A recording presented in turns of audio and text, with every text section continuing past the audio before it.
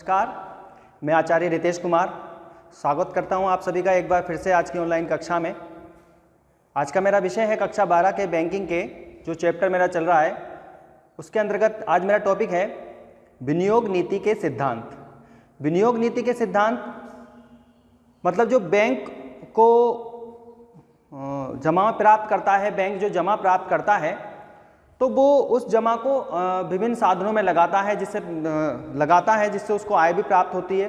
तो पहले मैंने उसके विनियोग बताए थे कि उसके विनियोग दो प्रकार के होते हैं, लाभकारी विनियोग और अलाभकारी विनियोग। अलाभकारी विनियोगों के अंतर्गत तो वो विनियोग होते हैं जहां उसका पैसा किसी काम मतलब आय नहीं देता, वो पैसा वहीं लग जाता है। लेकिन उसके साथ साथ जो लाभकारी विनियोग हैं तो लाभकारी विनियोगों में भी पैसा लगाते समय बैंक को कुछ निश्चित सिद्धांतों का पालन करना चाहिए। यानी जो पैसा वो आता है उसके पास उसको आय प्राप्त होती रहे तो वो ऐसे विनियोगों में लगाए तो उसके लिए कुछ सिद्धांतों का भी पालन किया जाता है। ठीक है, तो हम देखते हैं कि बैंक एक लाभ कमाने वाली संस्था है। बैंक एक लाभ कमाने वाली संस्था है तो वो लोगों से जमा के रूप में पैसा स्वीकार करती है और उसे विभिन्न साधनों में लगाती है। तो उन साधनों में लगाते समय ऐसा नहीं कि कहीं भी पैसा लिया, जनता का पैसा है, कहीं भी लगा दिया और वो डूब जाए। तो इसके लिए उसे विभिन्न सिद्धांतों का पालन करना पड़ता है। तो आज हम उन्हीं विनियोग नीति के सिद्धांतों की बात करेंगे, जिसमें सबसे पहला सिद्धांत है नंबर 1,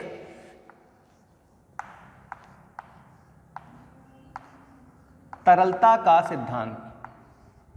तरलता का सिद्धांत।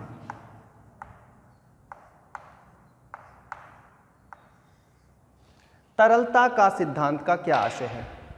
देखिए, जनता का पैसा बैंकों में जमा होता है और जब जनता इस उद्देश्य इसलिए पैसा जमा करती है कि बैंक में उनका पैसा सुरक्षित है, और जब जनता को उस पैसे की आवश्यकता होती है तो वो बैंक में जाते हैं और अपने पैसे को निकाल लेते हैं। यदि जनता बैंक में जाए और बैंक उनकी मांग को पूरा ना कर सकें, यानी वो उनका जो पैसा जमा है यदि वो उनके पैसे को उस समय ना दे सकें तो उस जनता का विश्वास उन बैंकों से उठ जाएगा। इसलिए बैंक को चाहिए, तरलता का मतलब क्या है? तरलता का मतलब यह है कि पैसे तरल होते हैं ना, मुद्रा लिक्विड होती है, लिक्विड एसिड्स भी है मुद्रा। आज हमारे पास है तो कल किसी और के पास फिसल जाती है, चली जाती है। तो तरलता का सिद्धांत का यह आशय है कि बैंकों को अपना पैसा उन विनियोगों में लगाना चाहिए जिससे आवश्यकता पड़ने पर उन्हें तुरंत मुद्रा में परिवर्तित किया जा सके, जिससे यदि जनता मांग करती है पैसे की तो उस विनियोगों को बेचकर पैसा प्राप्त करके तुरंत जनता की मांग को पूरा किया जा सके। ऐसा नहीं कि बैंक ने उनका पैसा ऐसी जगह लगा दिया, ऐसी प्रतिभूतियों में लगा दिया या ऐसी संपत्तियों में लगा दिया जिससे वो बिक ही नहीं पा रही, उनका पैसा, बैंक का पैसा अटक गया, तो वो अब कैसे उसकी मांग पूर्ति करें। तो इस स्थिति में जनता का विश्वास बैंकों से उठ जाएगा और वो फेल भी हो सकते हैं। अतः बैंकों को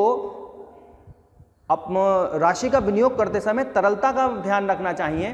तरलता मतलब बैंकों को अपना धन ऐसी प्रतिभूतियों में लगाना चाहिए जिन्हें अल्पकाल में ही मुद्रा में परिवर्तित किया जा सके या बेचा जा सके। ठीक है, दूसरा है लाभदायकता का सिद्धांत।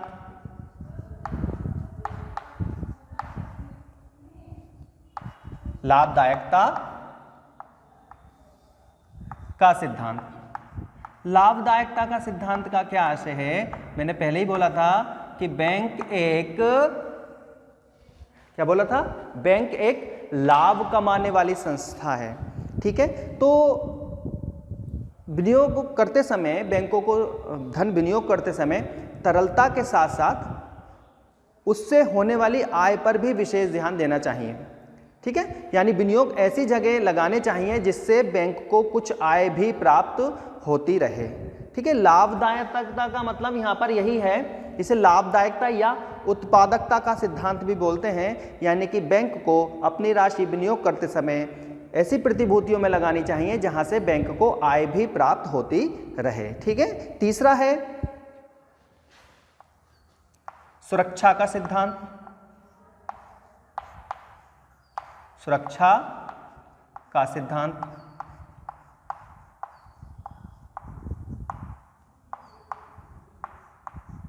सुरक्षा का सिद्धांत का क्या मतलब है कि बैंक धन विनियोजन करते समय उस धन की सुरक्षा पर भी विशेष ध्यान दे।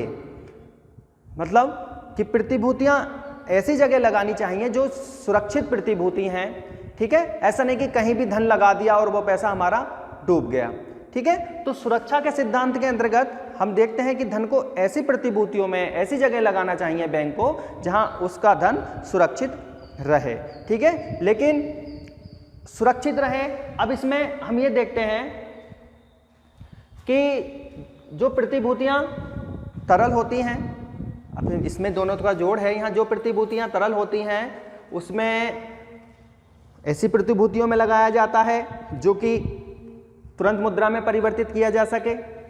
लाभदायकता में ऐसी प्रतिभूतियां, मतलब सारे सिद्धांत एक साथ लेके चलने पड़ते हैं। ये ऐसी प्रतिभूतियों में लाभदायकता के अंतर्गत लगाए तो तरल के साथ साथ लाभ भी दें। और तीसरा सुरक्षा, यानी तरलता भी हो, लाभ भी हो और वो सुरक्षा भी प्रदान करें। तो इन सभी बातों का ध्यान उसे बैंक को रखना चाहिए। चौथा है जोखिम की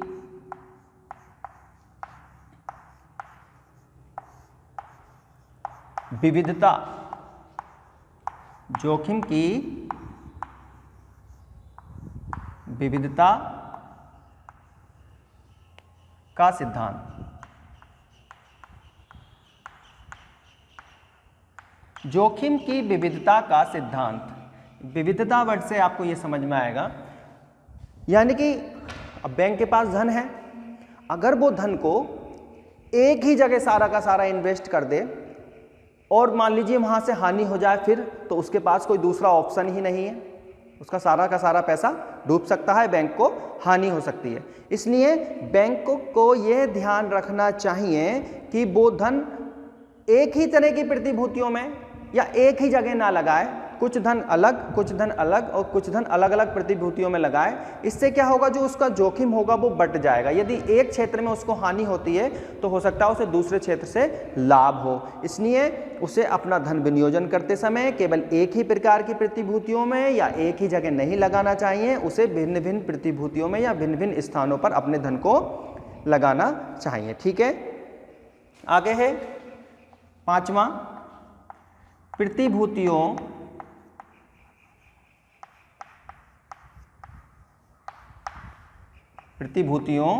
की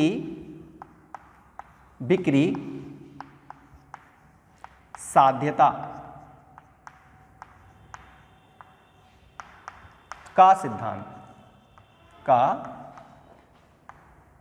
प्रतिभूतियों की बिक्री साध्यता का सिद्धांत, इसका क्या आशय है? प्रतिभूतियों की बिक्री साध्यता का सिद्धांत, इसका आशय यह है कि बैंक को अपना धन ऐसी प्रतिभूतियों में लगाए जिसे आवश्यकता पड़ने पर सरलता से बेचा जा सके, सरलता से बेचा जा सके। अर्थात बैंक को अपना धन स्थायी संपत्तियों में या स्थायी प्रतिभूतियों में नहीं लगाना चाहिए। स्थायी मान लो संपत्ति खरीद ली उसने कोई, अब संपत्ति ये तो है नहीं कि एकदम से बेच दो, ठीक है। तो इसलिए या कोई स्थायी प्रतिभूतियां होती हैं जो कि जीवन काल तक चलती रहती हैं, कंपनी के या किसी और संस्था के जीवन काल तक चलती हैं, बीच में उसका भुगतान नहीं होता। तो ऐसी प्रतिभूतियों में क्या होगा, अब वो लॉन्ग टर्म की प्रतिभूतियां, मान लीजिए उसको पैसा एकदम चाहिए बैंक को, तो वो क्या होगा, वो प्रतिभूतियां उसकी बिक नहीं पाएंगी या बिकेंगी तो टाइम लगेगा उसको बिकने में। इसलिए बैंक को अपना धन ऐसी प्रतिभूतियों में लगाना चाहिए जिन्हें तुरंत और सरलता से आवश्यकता पड़ने पर बेचा जा सके। आगे है निवेश की कीमतों में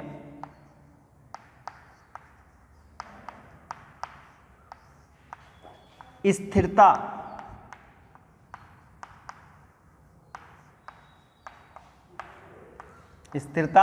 का सिद्धांत।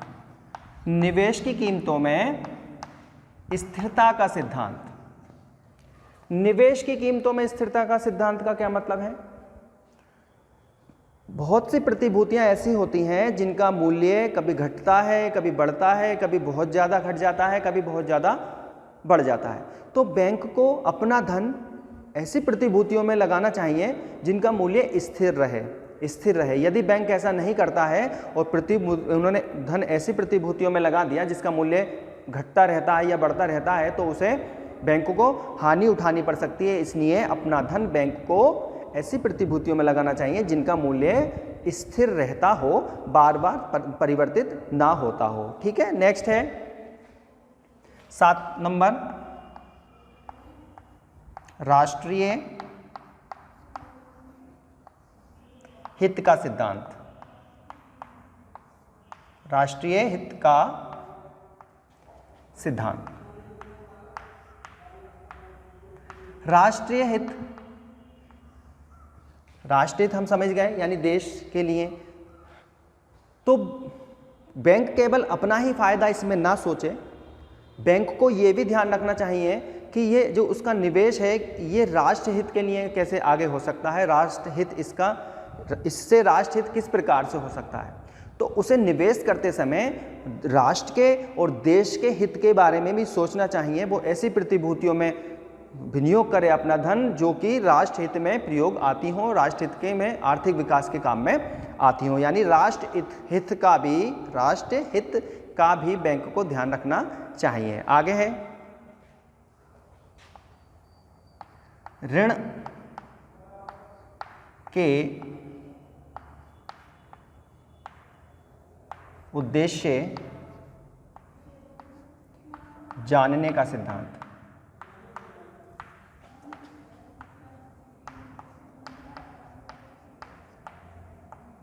ऋण के उद्देश्य जानने का सिद्धांत। ऋण का उद्देश्य जानने का सिद्धांत, यानी कि ऋण का उद्देश्य जानने का सिद्धांत का क्या आशय है?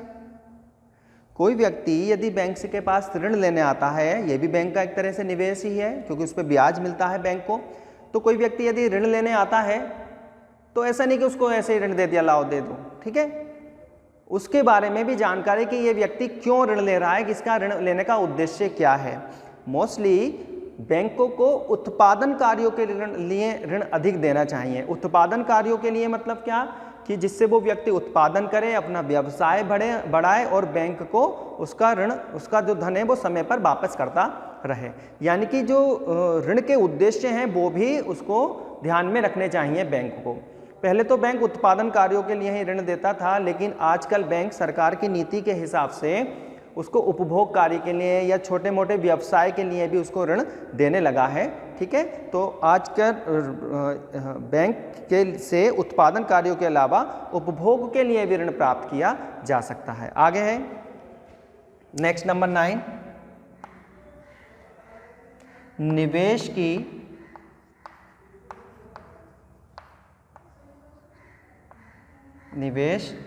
की कर मुक्ति का सिद्धांत। कर मुक्ति का सिद्धांत। निवेश की कर मुक्ति का सिद्धांत का क्या मतलब है कि बैंक को आय प्राप्त होती है क्योंकि वो निवेश करता है, तो उसे क्या होता है, उस निवेश से, उस विनियोग से उसको आय प्राप्त होती है। तो बैंक को ये ध्यान रखना चाहिए कि उस विनियोग से प्राप्त होने वाली आय कर मुक्त हो, यानी कि उस पर टैक्स ना लगाया गया हो सरकार के द्वारा। इससे क्या होगा, इससे उसकी जो इनकम है बैंक की वो और बढ़ जाएगी। यानी कि बैंक को निवेश करते समय ये भी ध्यान रखना चाहिए कि जिन प्रतिभूतियों में वो धन लगा रहा है वो कर मुक्त हो, जिससे उसकी आय भी बढ़ जाए। ठीक है, आगे है लास्ट, अंतिम है ये, सरकारी नीतियों में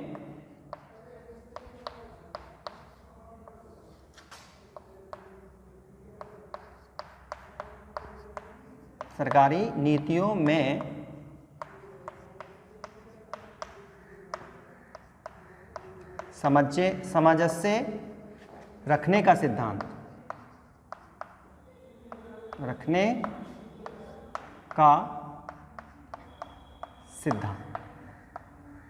सरकारी नीतियों